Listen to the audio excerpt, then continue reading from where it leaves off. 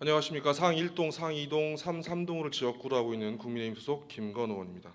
자, 먼저 예술인 주택에 대해서 질의하겠습니다. 작년 상동의 웹툰 융화센터와 청년 예술인 주택이 개관하였습니다. 청년 예술인이 창작 활동과 안정적인 주거 지원을 위한 사업이었습니다.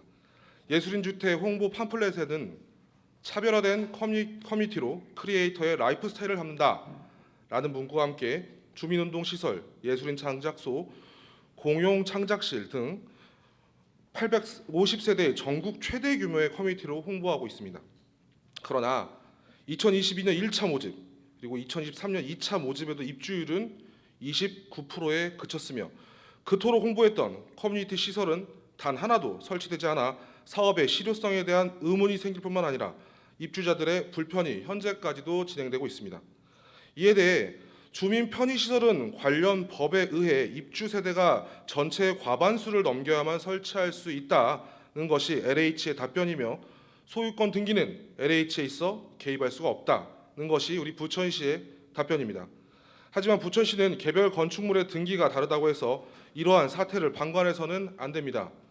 이 사업은 부천시가 LH와 공동 시행한 사업으로 시비도 공동 투자했고 시유지를 30년간 무상 대여해 주면서도 우리 부천도시공사도 아닌 외부 기관인 LH가 우리 시민이 된 입주자들이 겪고 있는 문제를 해결하기만을 바라며 소극적으로 대항하는 것은 결코 주민들의 불편이 장기화되도록 방치하는 것입니다.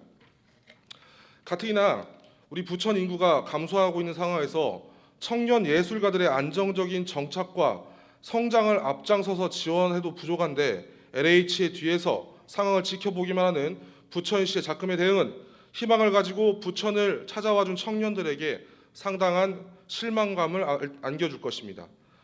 설상가상으로 부천시가 입주자 모집을 위해 바꾼 입주 자격 기준은 변별력 상실로 더 큰 논란의 여지가 되고 있습니다. 예비 문화사업 종사자에게 부천 스토리텔링 아카데미 수강생을 포함시켰고 기관 및 협단체 종사자의 웹툰 융화센터 입주 작가뿐만 아니라 한국만화영상진흥원, 부천문화재단, 경기콘텐츠진흥원 및 부천 민예총 등 다양한 문화 관련 협단체를 포함시켰습니다. 부천 스토리텔링 아카데미는 1년 과정이고 주택 계약 기간은 2년 단위이므로 아카데미 종료 후 예술계에 종사하지 않더라도 계약은 유지가 됩니다. 뿐만 아니라 각종 문화 관련 기관, 협단체 종사자에게 자격을 부여해 행정, 격리 등 창작자가 아니더라도 직무에 관계없이 예술인 주택에 입주할 수 있게 됩니다. 예술인들이 함께 거주하면서 창의적인 아이디어를 공유하도록 한 곳에 모여 살게 한 것이 아니었습니까? 청년 예술인들이 입주를 희망하지 않는다고 입주 기준을 낮추는 것이 진정 본 사업의 목적과 취지에 부합합니까?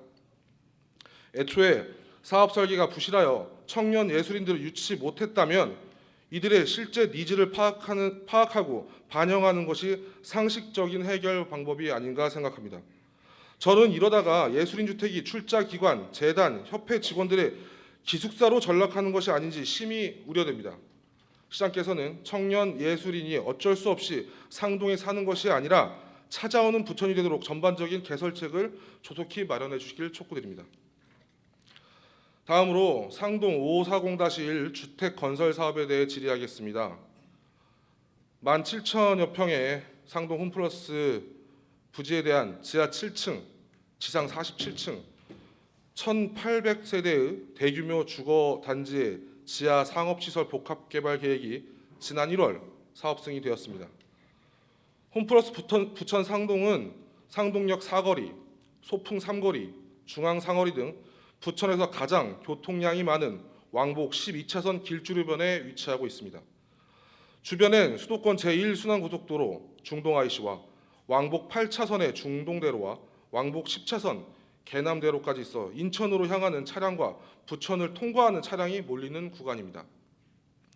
상동역 사거리 일대는 지난 2017년 경기도 내 안전취약 1순위 교통사고 인명피해 최다 지역으로 권익위 경고를 받는 불명예도 얻었습니다.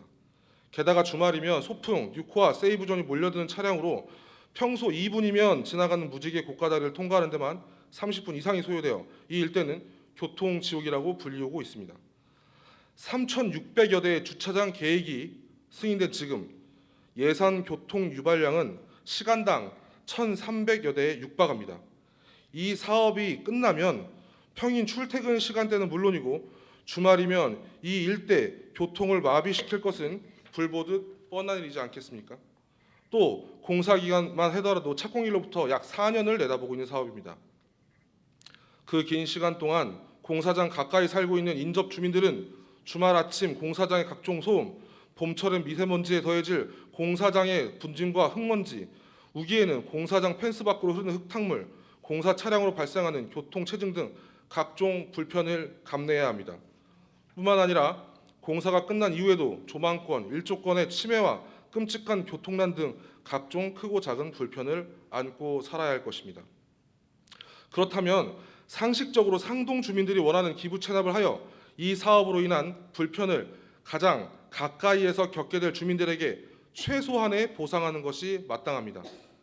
국토부가 고시한 주택건설사업 기부 체납 기분 또한 기반 시설을 설치할 때 그 부지는 개발사업 대상지 및 주변 지역 주민들이 편리하게 이용할 수 있는 곳으로 정해야 한다라고 명시되어 있습니다. 이것은 기부 체납 시설을 설치할 때 주변 지역 주민들의 이용 편의를 가장 중요하게 고려하는 것입니다. 그런데 우리 부천시는 기부 체납 관련 시설 관련해서 주민 의견을 단 한 차례도 묻지 않았다는 사실입니다. 최근 상동 주민들은 GTX 변전소 등 바람 잘 날 없는 상동 호수공원 때문에 많은 걱정으로 지내고 있습니다. 이제는 부천시가 주민 의견을 듣지도 않고 공원 내에 컨벤션 센터를 설치하겠다는 계획을 독단적으로 수립했다는 소식이 전해지고 있습니다. 기부 체납은 사업 시행자가 도로나 다양한 공공시설 등으로 사업 대상지 인근에 무상으로 조성함으로써 사업의 부영향에 대해 보상하고 사업의 공공성을 확보하는 것이 목적입니다. 그렇다면 상식적으로 상동 주민들이 원하는 기부 체납이 돼야 공사로 인한 각종 불편을 가장 가까이서 겪게 될 주민들에게 최소한의 보상이 될 것입니다. 그런데 현실적으로 집 앞에 도서관도 매일 갈 수 없는데 도보로 왕복 40분, 수도권 제1순환고속도로 위 6교를 건너야 하는데 호수공원에 시설을 조성한다는 것은 누구를 위한 계획입니까? 단지 이것이 시책 사업이기 때문에 여름이나 겨울, 비가 오거나 미세먼지가 심한 날에도 우리 상동 주민 여러분들은 주민 편의시설을 이용할 때 이동의 불편함을 감수해야 합니까? 이것이 진정 기부 체납의 목적에 부합되는 계획인지 시장께 묻고 싶습니다. 더욱 유감스러운 것은 용도 결정 과정에서 상동 주민들의 의견은 배제한 채 부천시가 독단적으로 모든 것을 추진했다는 것입니다. 충분히 주민 의견을 듣고 용도를 결정할 수 있음에도 불구하고 빈 땅도 아닌 상동 호수공원에 컨벤션 센터를 건립하겠다고 하는 것은 우리 상동 주민 여러분들을 심각하게 무시하는 처사이며 비상식적이고 비논리적인 행정입니다.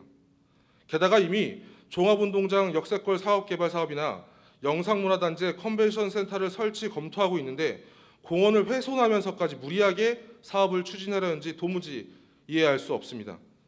건축물은 보수와 관리도 필요하며 운영을 위한 지속적인 투자가 없다면 어느 순간 이용자의 발길을 그치게 되는 것이 순리입니다. 컨벤션 센터가 설치되면 적어도 30년간 얼마나 많은 재정을 쏟아부어야 할지 심히 걱정됩니다. 정말 궁금합니다. 시장께서는 건축물 연한을 고려했을 때 최소 30년간 부천시가 매년 감당할 운영비를 확보해 주셨습니까? 아니면 부천 시민들에게 앞으로 30년간 이런 부담을 짊어지셔야 하는데 컨벤션 센터를 설치해도 되냐고 물어보고 이 일을 진행하십니까? 오늘 저는 시장께 요청드리겠습니다. 첫 번째, 홈플러스 부천 상동전 주택 건설 사업으로 인한 교통 영향에 대해 부천시의 선제적인 교통 영향 완화를 위한 대안을 마련해 주십시오. 부천시는 지금도 교통체증, 교통사고 다발로 몸살을 앓고 있는 상동 지역에 대규모 개발 사업을 허가권자로서 절대 그 책임을 회피해서는 안 될 것입니다. 두 번째, 주민에게 일상적이고 보편적인 시설도 아니고 운영비를 감당할 재정적 여유도 없으면서 수많은 시민들의 휴식 공간인 호수공원을 훼손하면서까지 컨벤션 센터를 건립하겠다는 계획을 전면 재검토해 주십시오. 한 번의 정책적 결정으로 설치되는 시설들은 쉽게 사라지지 않습니다. 모든 조건이 아니라 모든 조건이 아니라고 말하는데 부천시의 강행으로 컨벤션 센터가 설치된다면 적어도 30년간 부천시의 발목을 잡게 될 것입니다. 세 번째, 상동 주민들의 의견을 적극적으로 반영한 기부 체납 계획을 수립하여 주십시오. 부서 내부적으로만 검토하고 결정하는 행정, 이제는 제발 멈춰 주십시오. 주민들이 내가 사는 동네에서 일어나는 일들을 제3자를 통해 알게 되거나 모든 결정이 끝난 이후 아무런 의견도 낼 수 없어 소외감과 무력감을 느끼지 않도록 주민의 의견을 듣는 자리를 마련하시고 상동 주민의 뜻을 행정으로 실현시키시길 강력하게 요청드립니다. 이상으로 시정질문을 마무리하겠습니다. 감사합니다.